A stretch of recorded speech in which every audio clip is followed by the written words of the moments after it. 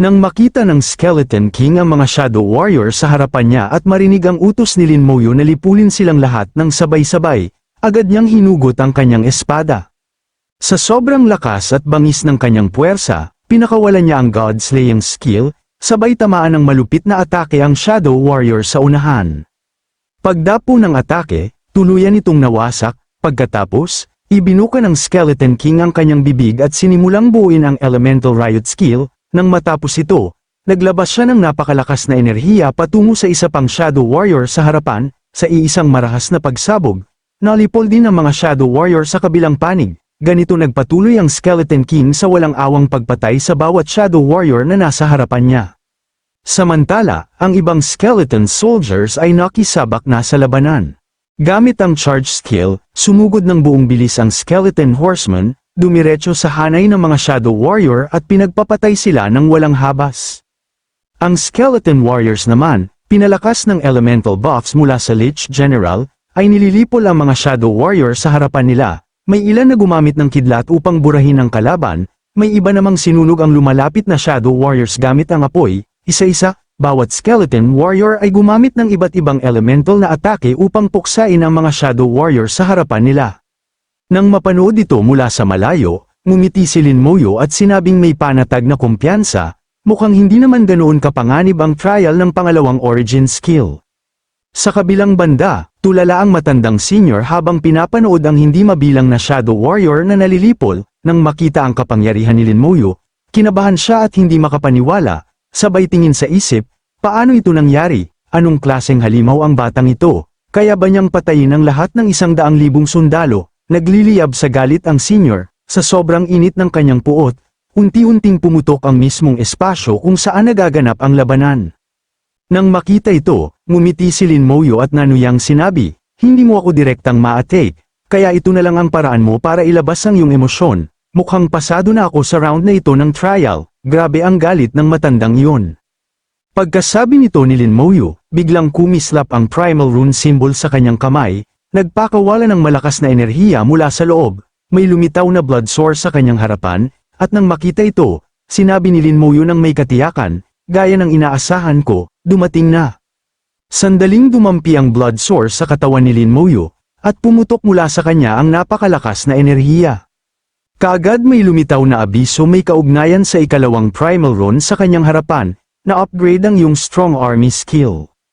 Ang Strong Army ay kumukonsumo ng soul power, at sa loob ng 5 minuto, ang user at lahat ng summons ay nakakakuha ng 200% na dagdag sa base attributes, habang ang lahat ng atake ay nagdudulot ng karagdagang 500% na damage. Ang lawak ng attribute enhancement ay limitado lamang ng sariling soul level ng user, habang aktibo ang skill, ang pagpatay sa kalaban ay nagbibigay daan sa pag-aani ng kaluluwa ng kalaban, sumasagot sa soul power consumption, at nagpapataas ng soul level ng user.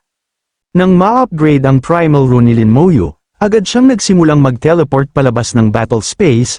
Nang makita ito, bulong niya ng may pagtataka. Kung ganon, kapag na-upgrade ang origin rune, natatapos na rin ang trial. Sa susunod na sandali, na-teleport si Lin Moyo palabas ng espasyong yun at dumating sa Secret Realm. Pagkatingin niya sa kapaligiran, sinabi niyang hindi makapaniwala, bumalik na ako. Ang trial na ito hindi lang 2 runes ang na-upgrade, pati ang aking kaluluwa ay lumakas ng husto. Habang sinasabi ito ni Lin Moyo, may bahagyang amoy ng tsaa na biglang umabot sa kanya. Naguluhan siya at lumingon, sabay isip, amoy ng tsaa yun, pero nang lumingon siya sa likuran, may nakita siyang matandang nakaupo sa loob ng isang kubo. Nang makita siya, nag-isip ng seryoso si Lin Moyo. Ang matandang yun, hindi, may pagkakaiba, wala siyang kinikimkim na puot sa akin. Nang makita si Lin Moyo doon, mainit na ngumiti ang matanda at tinawag siya, sabay sabing, halika, umupo ka rito at uminom ng tsaa kasama ko. Nang marinig ang mga salita ng senior, mabilis na yumuko si Lin Moyo ng may paggalang at sinabi, ikapuwa ko po kayong makasalamuha, senior. Pagkatapos, sumunod siya sa eniaya ng senior, pumasok sa kubo, at saka nag-angat ng isang tasa ng tsaa upang inumin. Ngunit sandaling itinaas niya ang tasa at malanghap ang bango nito. Nanlamig siya sa gulat at sambit ng may pagkamangha. Ang tsaa na ito, ang bango ay pambihira, at tila nakapagpapalakas pa ng kaunti ng aking kaluluwa, kahit ang tsaa ng gurong si Meng Anwan ay hindi kayang pantayan nito. Humigop ng tsaa ang senior at mahinahong sinabi kay Lin Moyo, "Anak, alam kong puno ng tanong ang puso mo."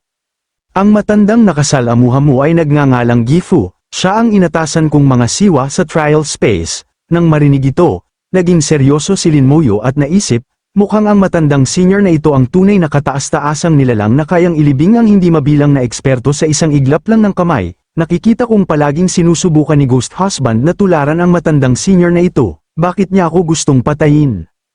Pagkatapos ay tiningnan ng senior si Lin Moyo at sinabi, "Ang pagpasa mo sa trial ay patunay ng iyong kakayahan, maaari kitang sagutin ng isang tanong."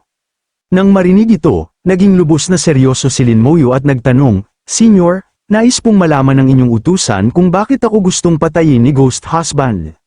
Sa sandaling itanong yun ni Lin Moyo, tahimik na inilapag ng senior ang kanyang tasa ng tsaa sa mesa nang walang anumang tugon. Pinagmasdan siya ni Lin Moyo nang may pagkalito, hindi maintindihan kung bakit biglang tumahimik ang senior, ngunit wala siyang sinabi. Pagkatapos ay mabilis niyang binuhat ang teapot at sinimulang magtimpla ng tsaa sa tasa. Nang mapuno ni Lin Moyo ang tasa, muli itong binuhat ng senior, humigop, at sinabing may lubos na kabigatan, "Yamang nangako na ako sa iyo, ang matandang ito ay maglilinaw ng iyong mga pagdududa." Pagkatapos ay sinimulan niyang ipaliwanag ang lahat kay Lin Moyo. Alam mo na ang relasyon sa pagitan ng origin skills at ng dugo ng origin bird, hindi ba? Lahat ng primal runes, origin skills, o primordial skills ay nagmumula sa bloodline ng origin bird. Kapag nagmamay-ari ka lamang ng isang origin skill, hindi masyadong malaki ang epekto, ngunit kung nagmamay-ari ka ng maraming origin skills, lalong seryoso ang kanyang boses habang tinitigan si Lin Moyo at ipinahayag, may posibilidad na magsanib ang mga ito sa isa't isa, at bumalik sa ancestral source. Pinakinggan ni Lin Moyo ang bawat salita ng may lubos na focus, kitang-kita ang pagkagulat sa kanyang naririnig, habang patuloy ang senior, ang pagbabalik sa ancestral source, muling likhain ng bloodline ng origin bird, at muling pagsamahin ng siyam na primordial skills ay hindi kasing simple ng inaakala mo. Ang origin skills ay mga pira-piraso lamang ng mga pira-piraso mula sa bloodline ng origin bird. Ang isiping ang mga pirasong ito lamang ay makakalikha muli ng bloodline ng origin bird ay walang iba kundi ang paggawa ng isang bagay mula sa wala, dalisay na pantasya. Pagkatapos, tinitigan si Lin Moyo ng may seryosong tingin, nagpatuloy ang senior, kahit imposible ang muling paglikha ng bloodline ng origin bird, may pagkakataon pa ring ma-master ang primordial skills. Sa iisang origin skills lamang, napakalaki ng hirap, halos imposible, ngunit kung nagmamay-ari ka ng maraming origin skills, na nagpapatunay sa isa't isa, nagsasanib, sabay na nauunawaan, kung gayon may pag-asa.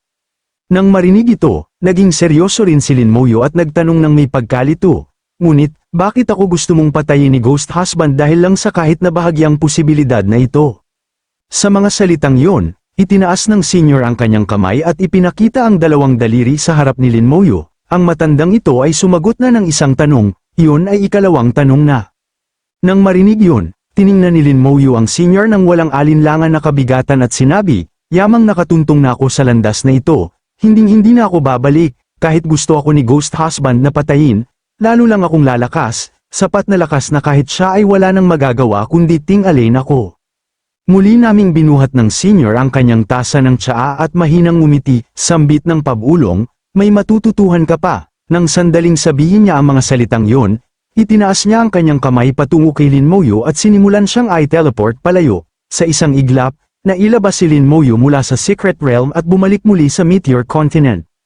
Nang dumating siya sa pamamagitan ng teleport, tumingin si Lin Moyo sa paligid ng hindi makapaniwala at sinabi, "Bumalik na ako sa Meteor Continent."